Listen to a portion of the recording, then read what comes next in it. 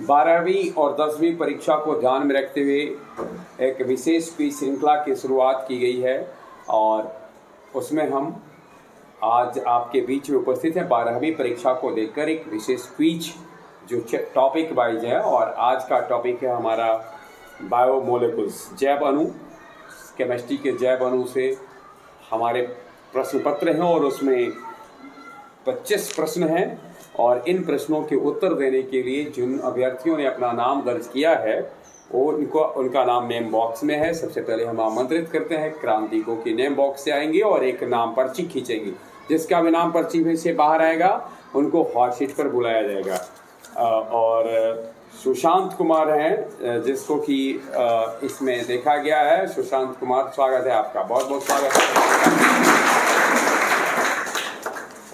चलिए, पहले तो मैं बहुत बहुत बधाई देता हूं आपको कि आप परीक्षा आपका है 12वीं के निकट में जी।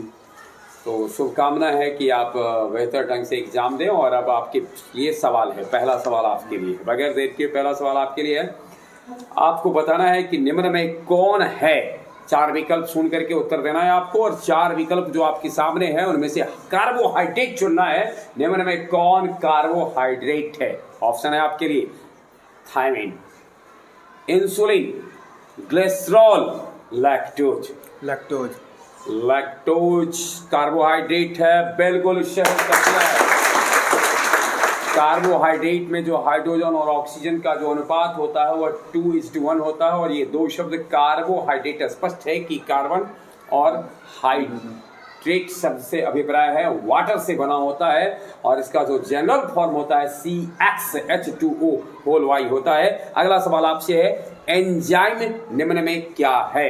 यानी एंजाइम है, ऑप्शन ए आपके लिए कार्बोहाइड्रेट है, बी लिपिड है, सी प्रोटीन है, डी इनमें से कोई नहीं है। प्रोटीन है, यानी एंजाइम एक प्रोटीन है जी। सही उत्तर दिया है आपने, एंजाइम एक प्रोटीन है। और अगला सवाल आपसे है, निम्न में सबसे मीठा शुगर कौन है? निम्न में सबसे मीठा शुगर बताना है आपको कौन है। ऑप्शन आपके लिए है ग्लूकोज, लैक्टोज, सुक्रोज, फ्रुक्टोज।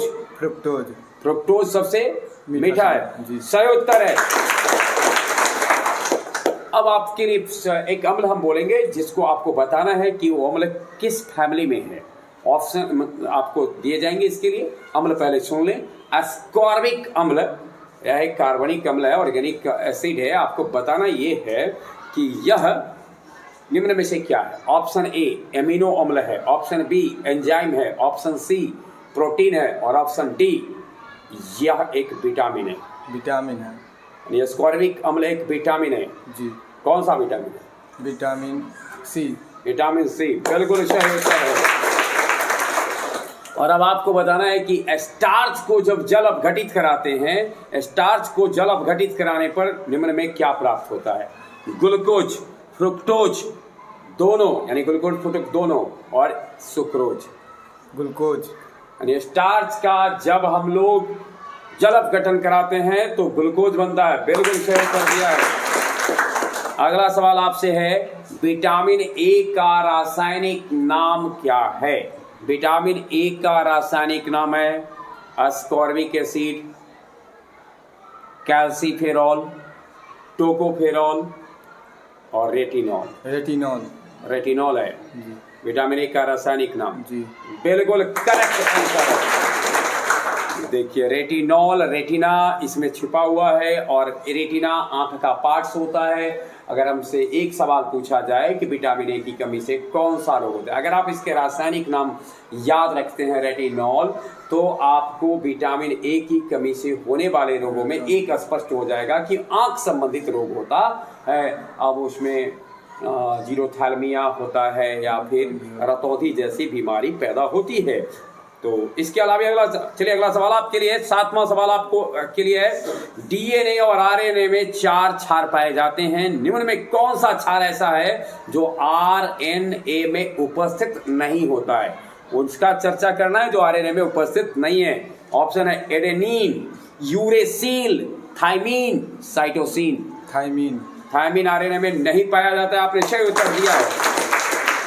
इसी से जुड़ा हुआ सवाल आपसे है, अभी आपने बताया आरएनए में नहीं होता है वो। अगला सवाल आपसे जो है उसमें आपको यह बताना है कि डीएनए में कौन सा क्षार निम्न में उपस्थित नहीं रहता? Uracil, cytosine, thymine, adenine. Adenine. फिर से एक बार सुन ले विकल्प ध्यान से, यूरेसिल, थायमिन, साइटोसिन, एडेनिन, कौन सा डीएनए में उपस्थित नहीं होता है? जल्दी उत्तर दीजिए। Uracil, thymine, cytosine, adenine. Uracil. Uracil correct answer है। अगला सवाल आपसे है, स्टार्च का एकलक मोनोमर कौन है? अर्थात दूसरे शब्दों में यह भी कहा जा सकता है कि स्टार्च किसका बहुलक है? ऑप्शन है आपके लिए ग्लूकोज, फ्रुक्टोज, ऑप्शन सी दोनों, option D mannose. Glucose. Glucose का बहुलक है स्टार्च, बिल्कुल सही उत्तर है। अगला सवाल आपको बताना है, फ्रुक्टोज है option A keto hexose, aldo hexose, hexose keto और hexose aldo. Keto hexose. Keto hexose है, फ्रुक्टोज बिल्कुल सही उत्तर दिया है आप। कई बार चर्चा हुई है सुक्रोज की, आपको बताना है निम्न में कौन सुक्रोज का आणविक सूत्र है? C12H22O12, C12H22O11, C12H24O11 और C12H22O10। C12H22O11। C12H22O11 सुक्रोज एक कार्बोहाइड्रेट है, इसलिए हाइड्रोजन और ऑक्सीजन का अनुपात 2:1 में होगा और आप बिल्कुल सही उत्तर दिए थे। निम्न में क्या मानव शरीर में संश्लेषित नहीं होता है? Enzyme, DNA, vitamin, hormones. Vitamin का संश्लेषण मानव शरीर के अंदर नहीं होता। इसकी पूर्ति के लिए मुझे खाद्य पदार्थों पर या बाहरी पदार्थों पर निर्भर करना पड़ता है। सही उत्तर है। ग्लूकोज में कायरल कार्बन की संख्या है। ग्लूकोज में कायरल कार्बन एटम होते हैं 6, 5, 4, 3। 4 होते हैं जी, सही उत्तर है। डीएनए में थायमिन के 2 हाइड्रोजन बॉन्ड द्वारा एक भस्म से जुड़ा होता है। आपको बताना है वह भस्म कौन सा है जिससे डीएनए में थायमिन जुड़ा होता है? Adenine, cytosine, thymine, guanine. Adenine, cytosine, thymine, guanine. Adenine correct answer है। ग्लूकोज और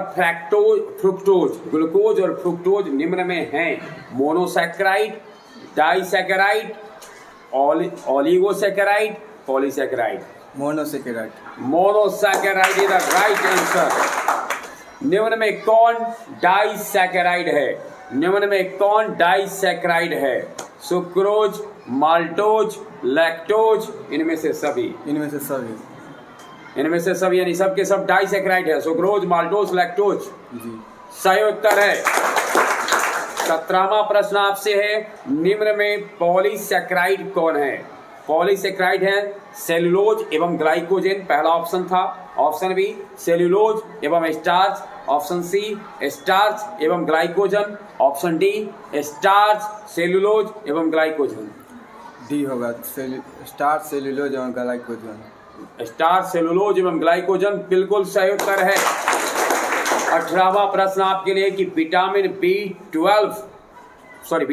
B2 क्या है? ऑप्शन ए थायमिन है, राइबोफ्लेविन है, एस्कॉर्बिक अम्ल है, पायरिडॉक्सिन है।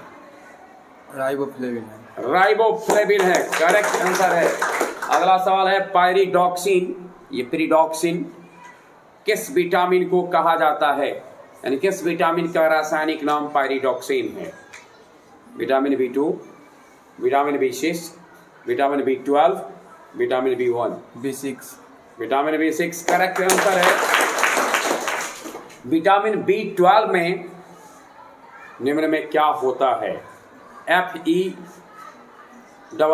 Fe2 यानी फेरस आयन, CO3, जिंक 2 और कैल्शियम 2। CO3 बिल्कुल सही उत्तर है। और 21वां सवाल आपके लिए है, पेप्टाइड बंध के निर्माण में निकलने वाले अणु का नाम है? अम्ल, एमीन, जल, अल्कोहल। जल। जल करेक्ट आंसर है। निम्न में कौन न्यूक्लिक अम्ल का निर्माण नहीं करता है? यूरेसिल, राइबोशर्करा, फास्फोरिक अम्ल, ग्वानिडीन। कौन न्यूक्लिक अम्ल का निर्माण नहीं करता है? यूरेसिल, राइबोशर्करा, फास्फोरिक अम्ल और ग्वानिडीन। राइबोशर्करा।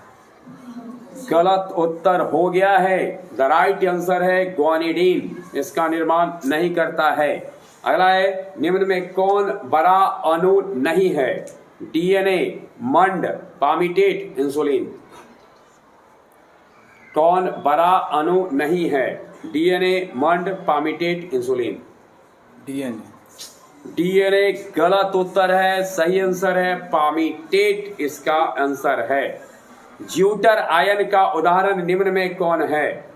ज्यूटर आयन का उदाहरण है urea, glycine, hydrochloride, ammonium acetate, alpha alanine. Alpha alanine correct answer है।